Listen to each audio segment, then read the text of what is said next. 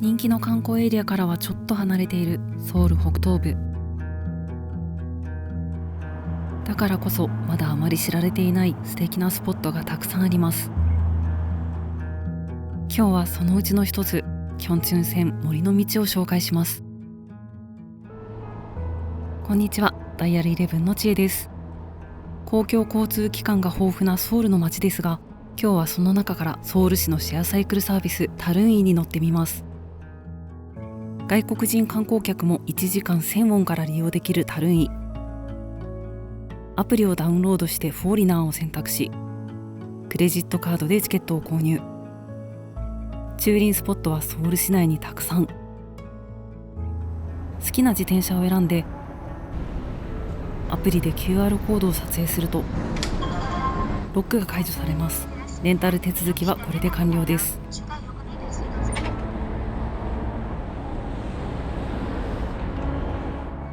スタート地点はここ。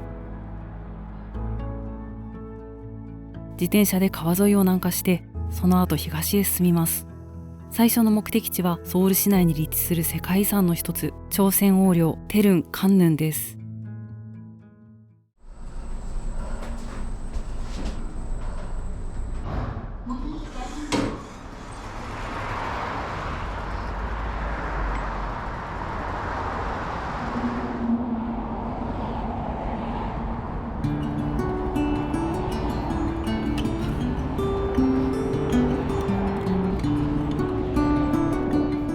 キョンギ道のヤンジュ市から流れる全長36キロのチュンナンチョン。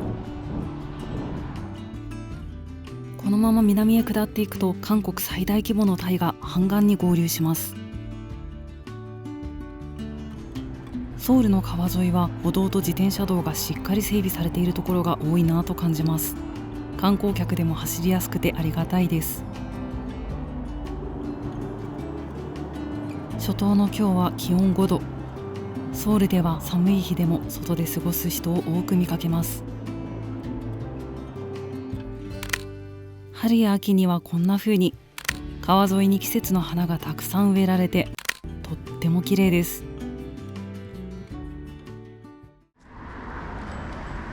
景色を楽しみながら走っていたら目的地に到着。タルンイの駐輪スポットに自転車を止めて、手動でロックをかけて返却完了です。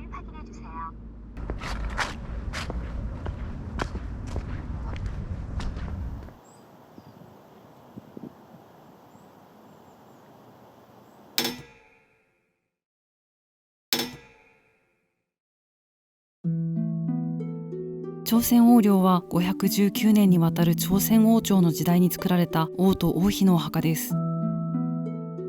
全42基のうち40基が世界遺産に登録されており、ここテルン・カンヌンはそのうちの2基。こちらがテルン第11代チュンジョン王の3人目の王妃ムンジョンのお墓です。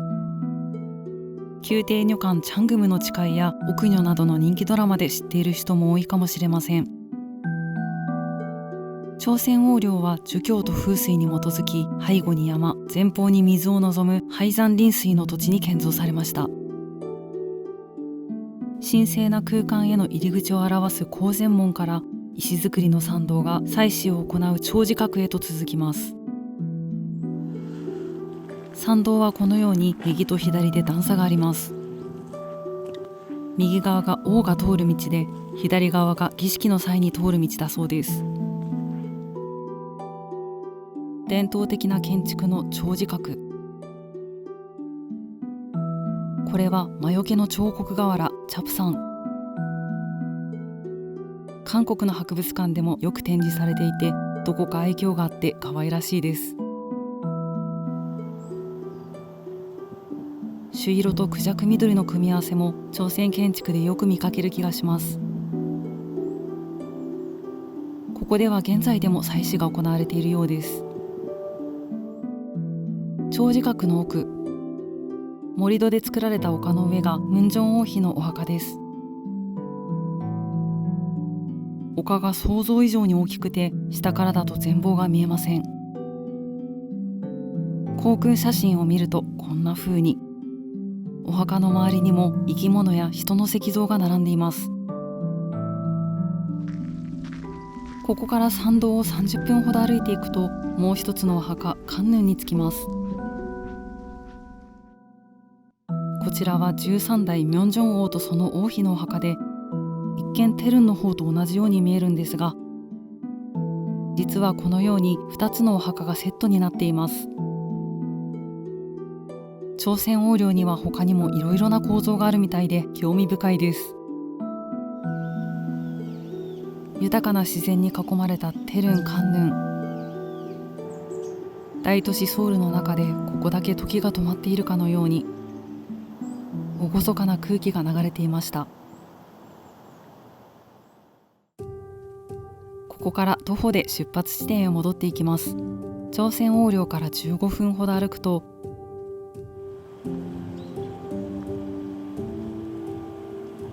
小さな線路に着きました。ここはファランデ鉄道公園。旧キョンチュン線のファランデ駅だった場所に作られました。キョンチュン線は日本統治下の1939年に開通され、ソウルのソンドン駅からカンウォンドのチュンチョン駅までを運行していました。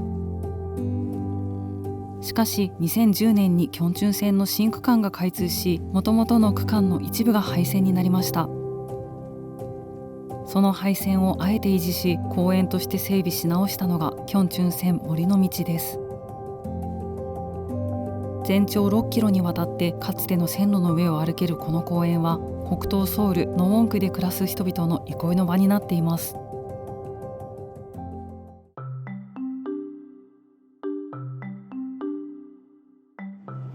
こちらはファランデ鉄道公園内にあるジオラマ博物館。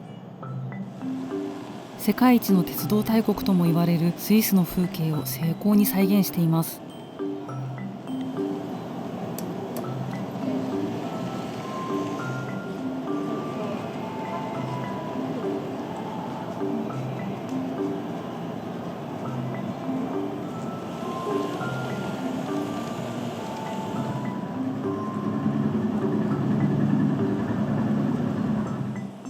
大人も童心に帰って夢中になってボタンを押してしまいます。こちらは山の洞窟に住むと伝わるモンスターだそうです。そういえばスイスのジュネーブは小説フランケンシュタインの舞台としても有名です。スイスの街並みを走る KTX サンチョン。ジオラマだからこそ見れる風景ですね。照明が落ちて夜が来ると、建物がライトアップ。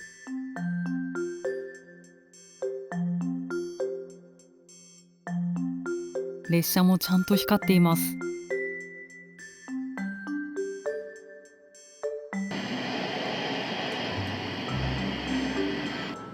2階にはちょっとマニアックな展示もありますよ。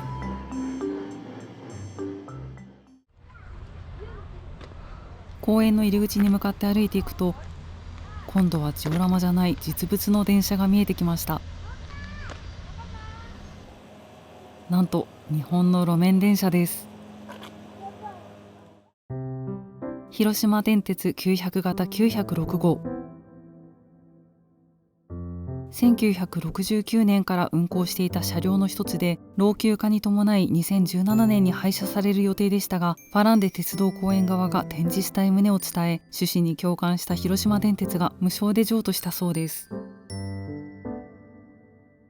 ソウル北東部で広島の路面電車に乗れるとは思いませんでした。この蒸気機関車は標準の幅よりも狭い狭軌鉄道。1951年から1973年まで韓国の2つの路線で運行していました。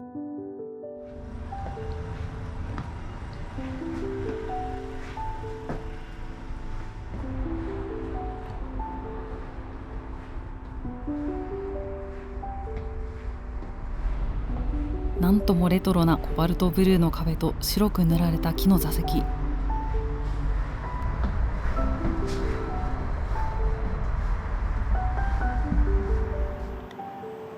紅葉の終わりかけの車窓がノスタルジックでした。ファランデ鉄道公園はロケ地としても使われていて、 BTS の RM さんが散策に訪れていたり、ロックバンドホアのプッシュマンという曲のミュージックビデオにも登場します。60年代の UK ロック感満載でかっこいいので、興味のある方はぜひ見てみてください。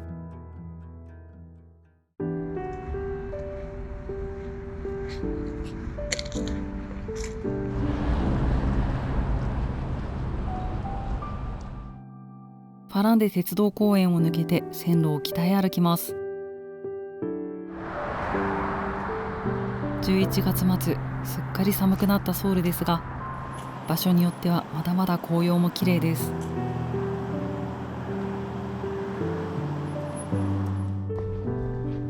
この辺りから道路沿いに素敵なカフェが連なっています。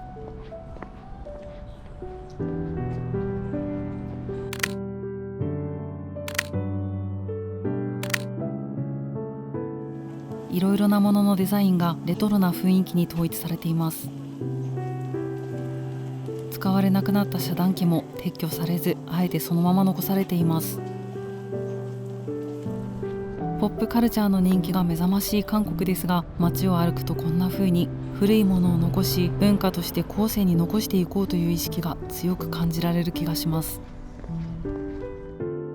このすぐ近くにあるソウル生活史博物館に行くと、ソウルの人たちの生活の変遷を垣間見ることができます。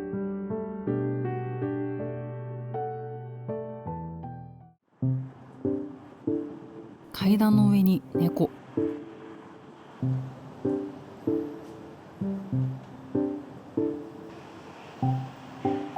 横からまた猫。今度は上から猫。ここは猫の集会所なんですかね。線路のすぐ左側にアーケードの入り口が。コンヌンドントッケビ市場と書かれています。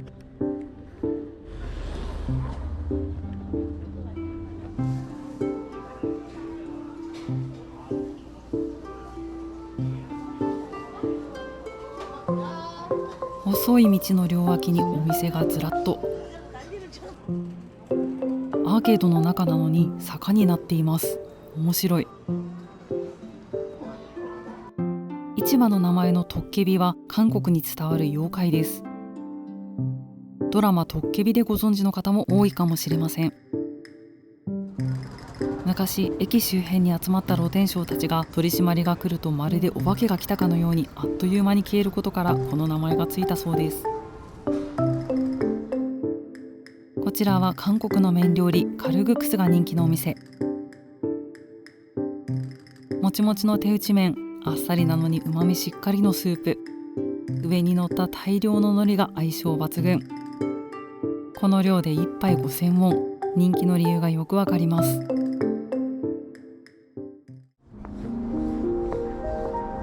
朝から歩いてだいぶ日が陰ってきました。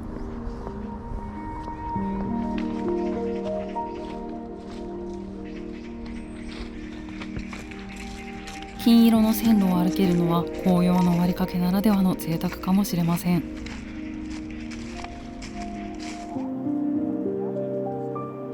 ここは花壇かな。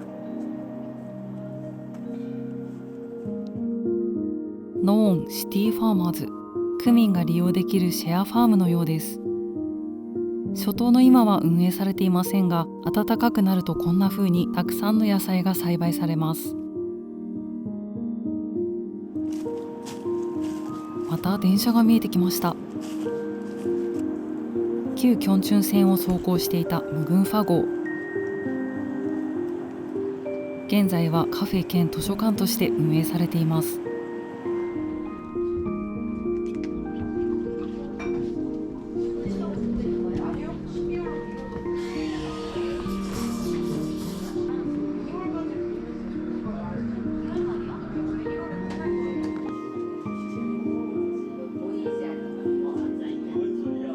オリジナルのカップがかわいい。今日はたくさん歩いたな。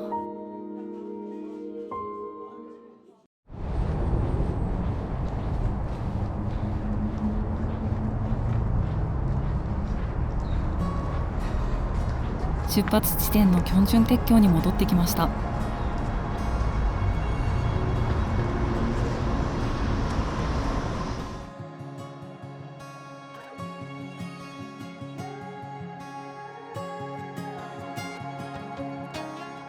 この鉄橋では2025年から噴水音楽ショーが始まり、現在は冬季休業中ですが、来年5月から再開される予定です。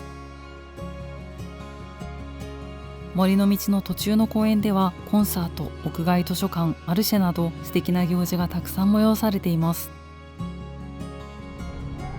ソウルの歴史、文化、人々の暮らしを感じられるキョンチュン線森の道。一年中何度でも訪れたくなる本当に素敵な場所でした。